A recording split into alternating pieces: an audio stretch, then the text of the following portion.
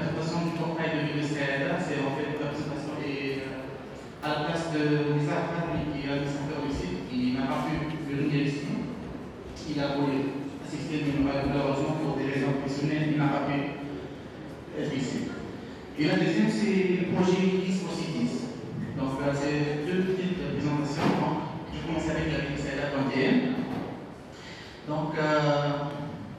Donc c'est un portail, ville de Saïda 21, la ville ouverte. Donc, avant de présenter le portail, juste pour rappeler les trois axes de l'Open Government. Donc, nous avons la transparence, la participation et la coopération. Donc, la mise en place du portail, le lancement de la ville de Saïda 21, en fait, ça vise à consacrer ces trois axes. La transparence avec les citoyens, la participation avec les citoyens et la coopération. Donc, ça, c'est un aperçu du portail. L'adresse est ville de Saïda.1. Normalement, il est en français en arabe. Donc, quelques informations sur le portail. Le portail a été lancé en novembre 2011 sous le domaine ville de Saïda.net. Et ensuite, il a été changé pour devenir ville de Saïda.1. Actuellement, deux personnes sont en charge du portail, Lisa Fadli et Wilmine. Et le portail tourne sur les mains. Donc la vision du portail, c'est d'être un moyen de contact entre la municipalité et les citoyens pour plus de transparence, participation et coopération pour le bien de la ville de Saïda. Donc c'est la vision du portail. Les objectifs, donc c'est en accordance avec les trois axes de l'Open Gov, c'est donc promouvoir la transparence du conseil envers les citoyens, être à l'écoute des citoyens et les faire participer dans le processus de prise de décision, et bien sûr coopérer et nouer des partenariats avec les organisations locales et les associations, et autres composantes de la société civile dans la ville.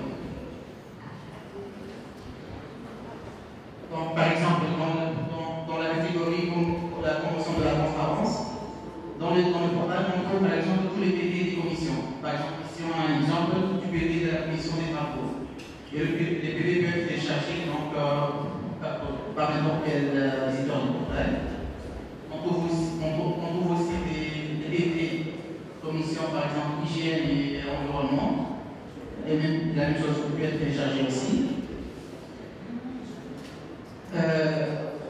La dernière action, c'était la publication des dépenses et revenus de la municipalité. Donc, les citoyens de la ville de Saïda peuvent consulter les dépenses de la municipalité. Ils peuvent aussi consulter les revenus. Donc, ils peuvent télécharger ces dépenses en fichier Excel ou bien en format libre EDF. Donc, n'importe quelle application libre peut le traiter. Donc, ça, c'est le volet d'open data du portail.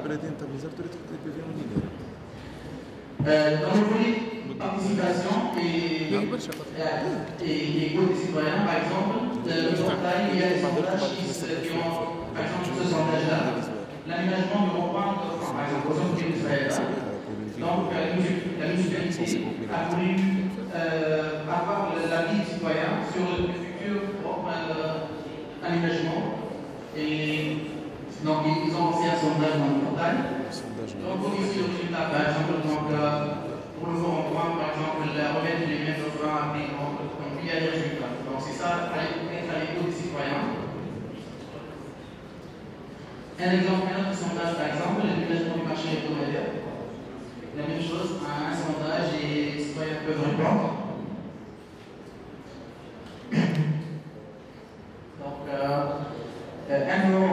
Donc, le portail comporte aussi un forum pour avoir les avis des citoyens. Par exemple, on peut trouver des discussions, donc des commentaires et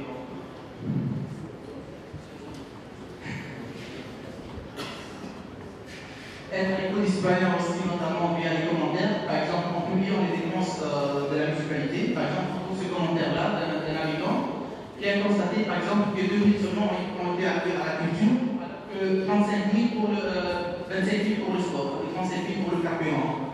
Donc, il se demande pourquoi seulement 2 000 pour la culture. C'est.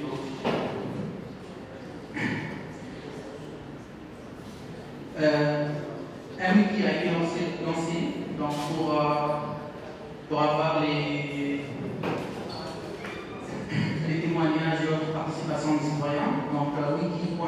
la quotidienne.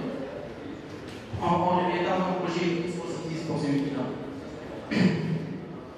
Et dans les volets, la coopération avec les associations. Donc, dans le portail, on trouve un volet association qui couvre toute l'activité des associations dans la ville et qui vise à encourager leurs activités. Donc on a trois volets, la transparence de l'application des données, les dépenses, les revenus, les commissions, la participation à les sondages, les forums de discussion, les commentaires et la coopération avec les associations locales. Donc, le portail a été l'objet de plusieurs articles sur Internet, notamment celui-là, sur Tunisie. Il y a sur Twitter aussi des réactions, par exemple de notre campagne député de l'Assemblée nationale. Les étapes suivantes du projet sont c'est faire un sous-domaine data.grid de cette content pour avoir un lieu pour centraliser toutes les données ouvertes et installer le public pour gérer ces données. Une autre étape aussi, c'est publier d'autres types de données, des statistiques, démographiques, n'importe quelle donnée qui peut être utile pour tout le monde. Par exemple, pour la prise de décision économique. Et enfin, une autre étape en place de ce cas, c'est mettre en place la lumière pour les établissements dans la ville. Et enfin, prochainement, le lancement d'une application mobile Android pour interagir avec les citoyens. Donc ça, c'est les prochaines étapes suivantes.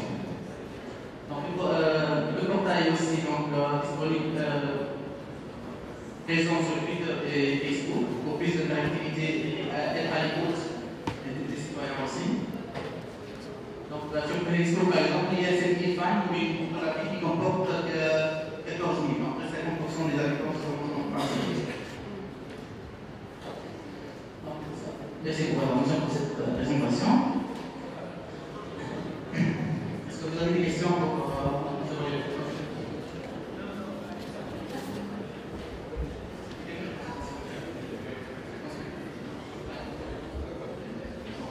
S'il y a des questions, ok. Donc, l'autre présentation, c'est dans le même thème, pour des projets dans la ville, c'est Wikis for Cities. Et ça s'intitule à la découverte de nos villes. Donc c'est un projet initié par des Wikipédiens tunisiens et en partenariat aussi avec le portail de Saïda, puisqu'on a fait un projet dans le cadre de ce portail.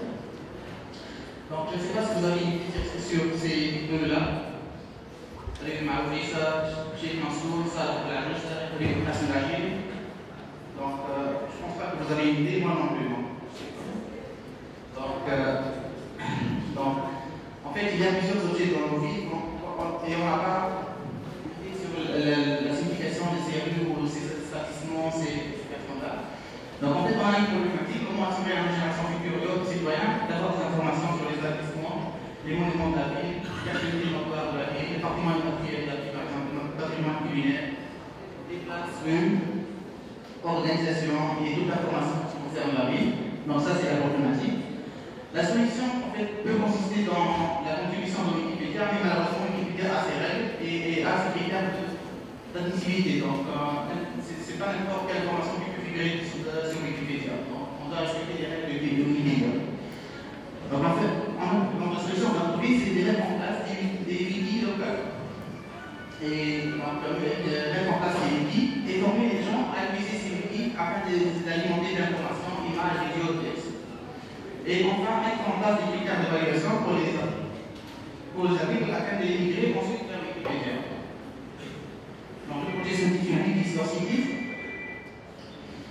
Donc, le résultat escompté de ce projet est d'avoir des informations libres sur n'importe quel sujet concernant la ville, valorisation de la ville et orienter son activité, reprendre l'esprit libre de l'ICD dans l'information libre, toutes les informations sont publiées sur les sens créatifs et l'esprit de collaboration entre les citoyens.